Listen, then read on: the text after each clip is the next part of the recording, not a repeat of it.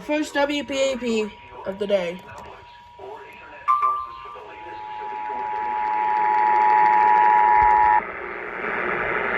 We interrupt programming at the request of the National Weather Service to activate the North Texas Emergency Alert System.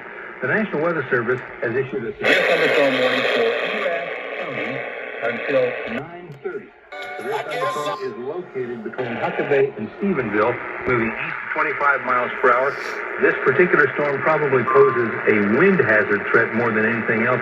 60-mile-per-hour wind gusts, possibly stronger. Stephenville, Morganville, Bluffdale, and Hannibal, Bunyan, and Highland are all included. Also, Interstate 20 between mile markers 364 and 367. Again, a high wind threat from this severe thunderstorm warning for Erath County until 9:30. All North Texas stations affected by this alert are requested to relay the preceding message. Of course they have to relay.